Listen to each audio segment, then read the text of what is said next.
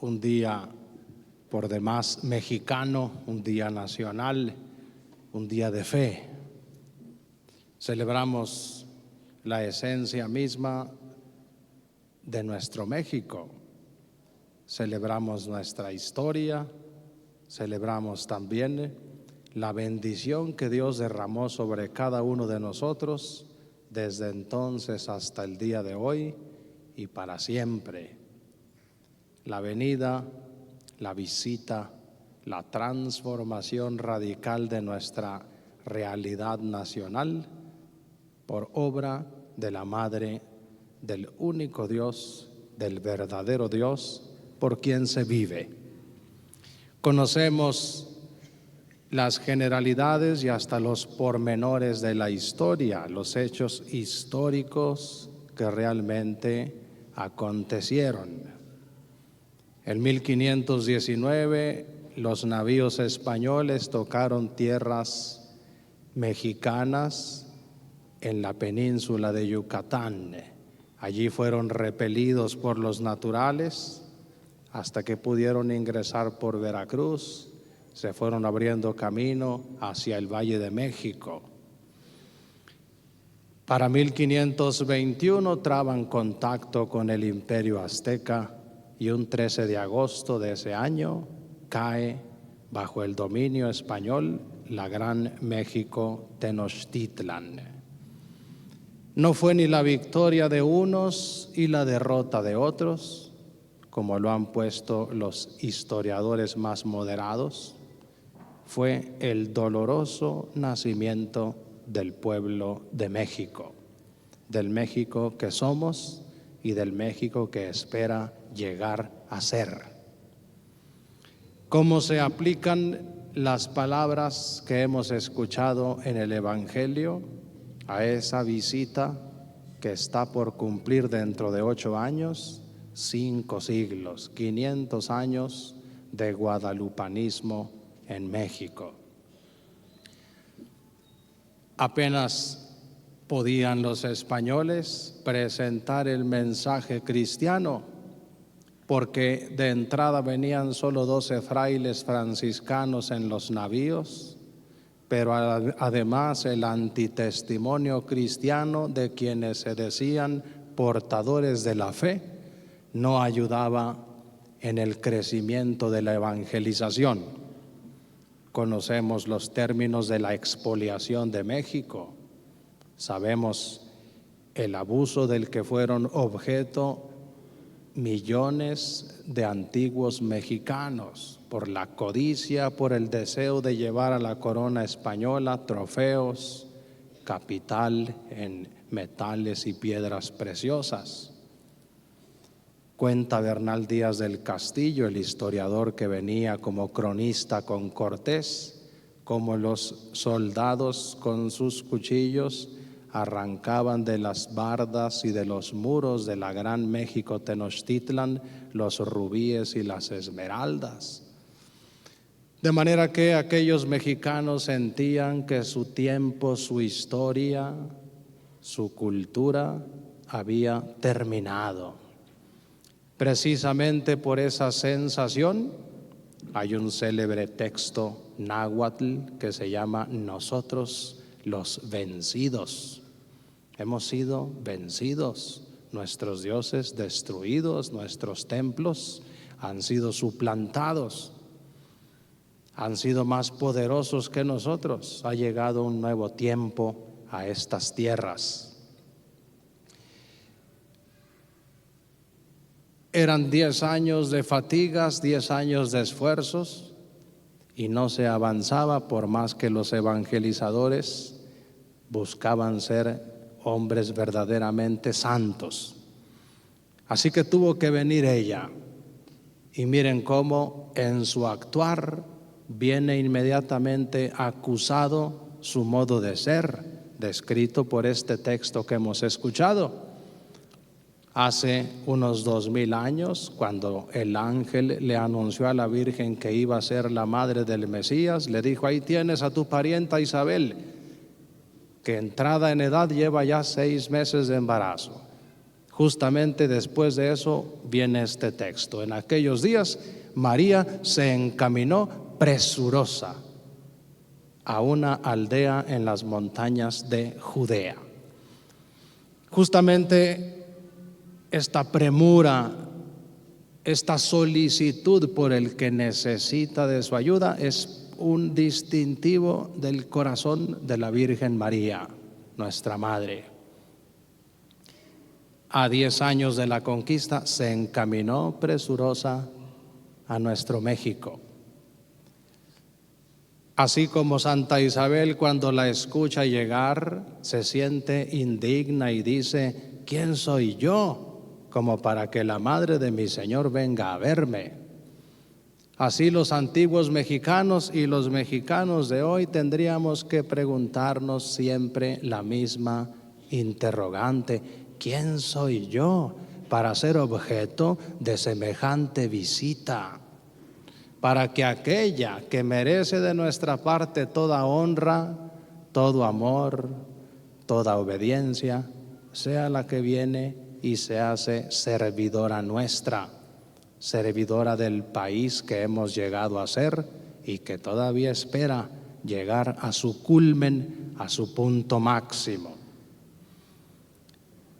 Bien lo puso aquel Papa en el siglo XIX: non fecit taliter omni natione, no ha hecho cosa igual con ninguna otra nación.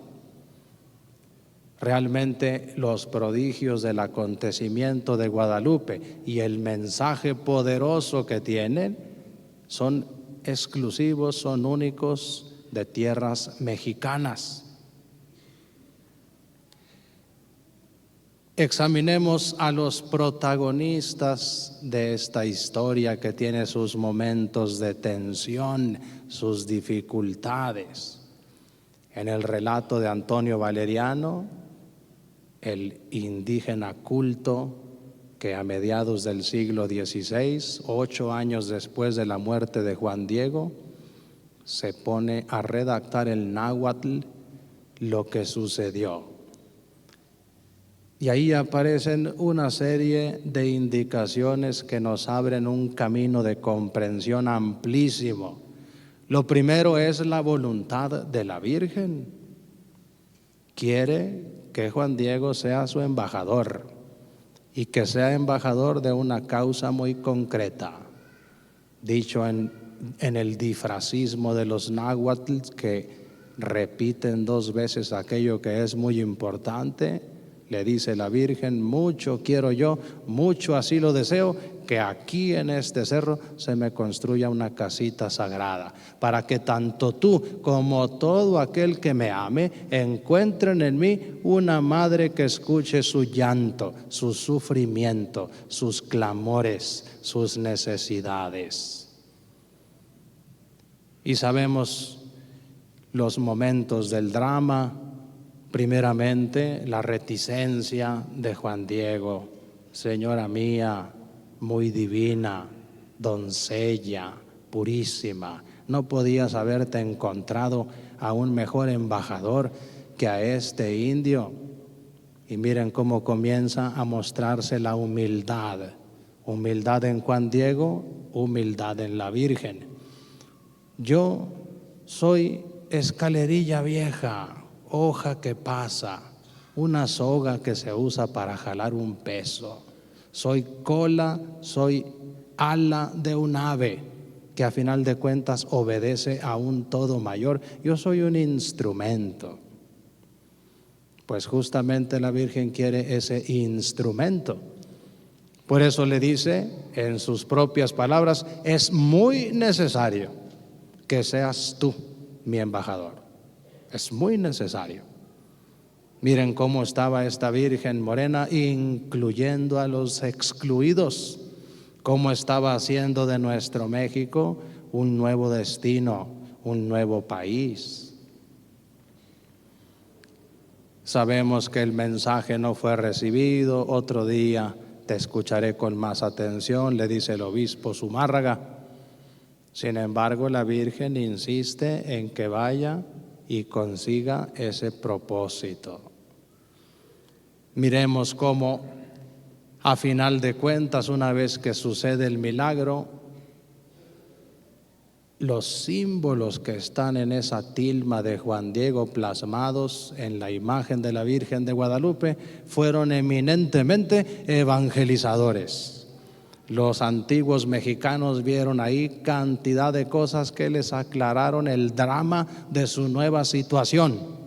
Primeramente, no era indígena, no era blanca como los españoles, era mestiza. Por allí viene ya señalado el nuevo camino de este pueblo, el mestizaje. En segundo lugar, su mirada hacia abajo, atendiendo nuestra necesidad.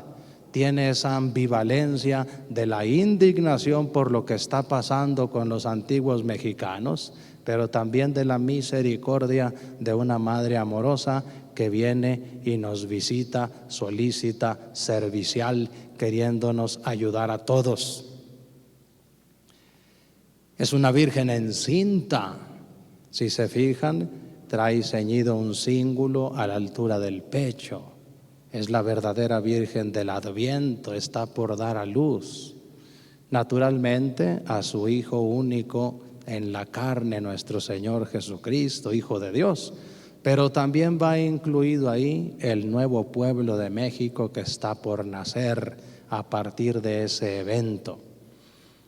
No en balde el Papa Juan Pablo II la nombró la estrella de la evangelización. Así justamente como se levanta por el oriente la estrella de la mañana, Venus, y detrás de ella viene el azul de la mañana, del amanecer, y después el sol invencible. Así vino ella primero a abrirle camino a su Hijo para anunciarlo. Por eso se declara inmediatamente: soy la madre del verdadero Dios por quien se vive. Los indígenas inmediatamente supieron: es la Tonantzin Guadalupe, es la madre de todos los dioses, aquella que ya venerábamos nosotros. Dice el cronista que traía Cortés: en todas nuestras travesías por el mundo no nos habíamos encontrado a un pueblo más fiel a sus dioses que estos mexicanos. Por eso no entraba la evangelización, por eso no avanzaba. Ellos permanecían fieles a sus creencias. Miren qué maravilla lo que vino a hacer la Virgen: retomar esa profunda piedad y ponerla donde debe estar. Que sea una piedad hacia el verdadero Dios por quien se vive, de quien ella es la madre auténtica y verdadera. Miren cómo la Virgen no hace otra cosa más que apuntar nuestra mirada hacia dos realidades sin las cuales no hay una Virgen verdadera. La primera es su propio Hijo. Ella inmediatamente habla en el relato de la importancia de creer en su Hijo.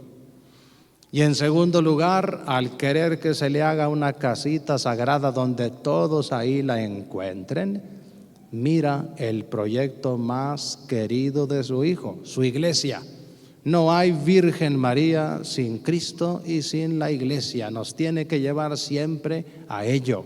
Y eso lo encontramos en la Escritura. Recuerden, en las bodas de Caná, a aquellos servidores, la Virgen les dice: hagan lo que Él les diga. Mi Hijo, pongan en práctica en sus vidas lo que Él les enseñó. Formen una iglesia, una familia de hermanos. Miremos ahora a la Virgen en su grandeza, en su excelsitud. Ella siempre conserva las cosas claras. Toda esta grandeza, toda esta bienaventuranza vienen de Dios. Ya desde que el ángel le había anunciado que iba a ser nada menos que la madre del Mesías, dice: he aquí la esclava del Señor, hágase en mí como has dicho. No en balde el arte cristiano la pinta o la esculpe siempre así, en un gesto de humildad. Miren al final de este texto que hemos escuchado, ahí lo vuelve a decir: Mi alma glorifica al Señor, no se autoglorifica. Y encuentra su verdadera alegría en Dios mi Salvador. ¿Por qué? Porque ha puesto sus ojos no en lo grande que soy, en la humildad de su esclava, en mi disposición, en mi absoluta conciencia de que el único que es Dios es Él, y el único que merece gloria y adoración es Él.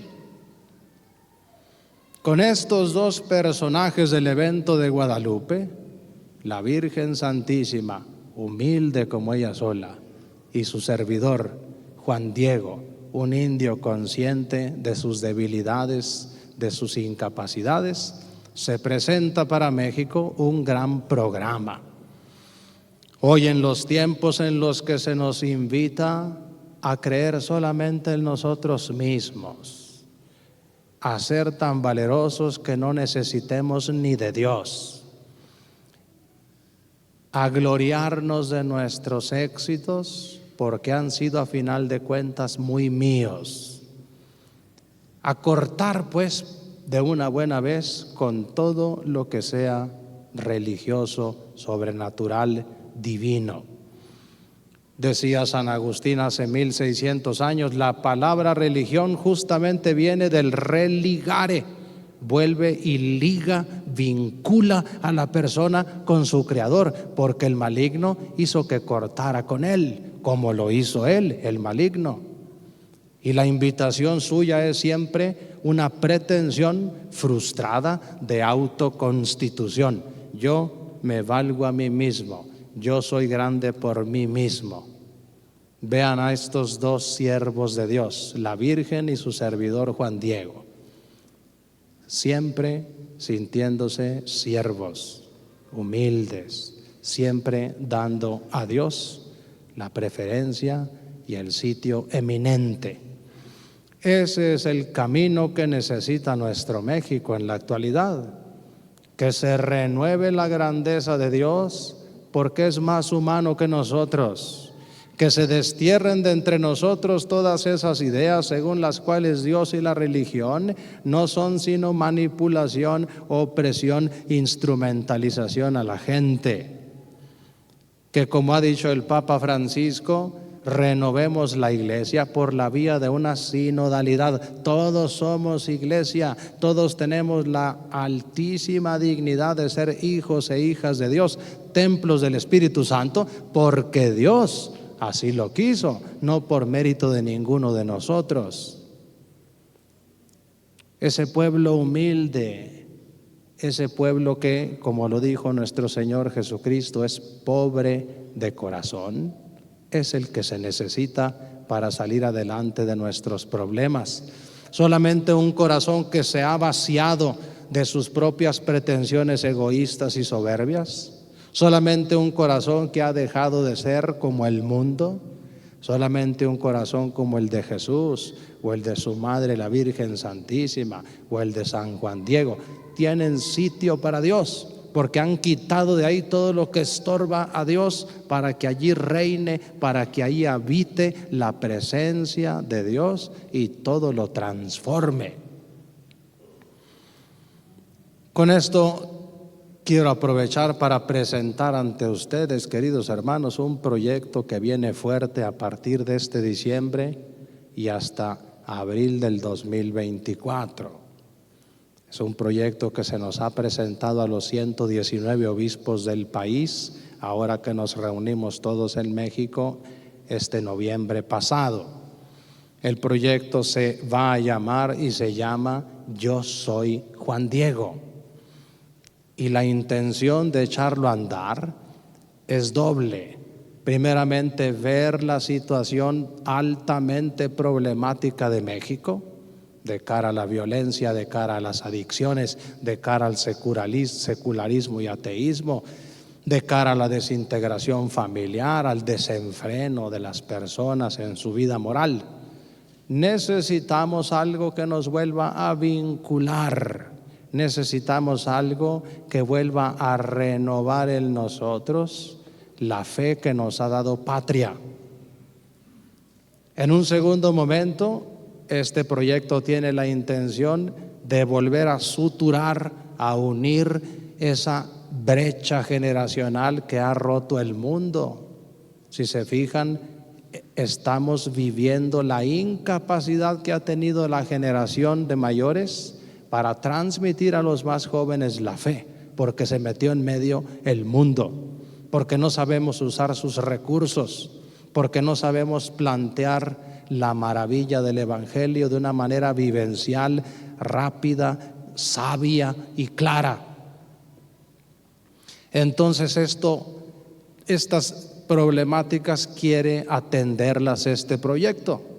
Primeramente haciéndonos conscientes de quién fue el indio Juan Diego, un servidor del cielo, un servidor sumamente dócil y sumamente perseverante de la Virgen María.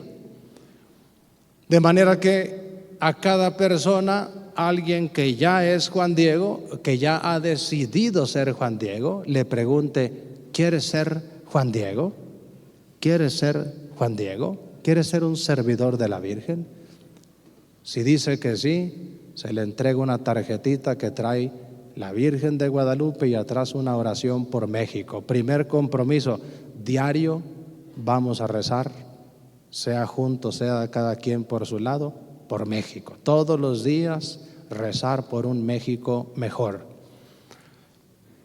Esta primera parte del proyecto pretende ser difusiva, expansiva, que 120 millones de mexicanos digan libre y conscientemente: yo soy Juan Diego.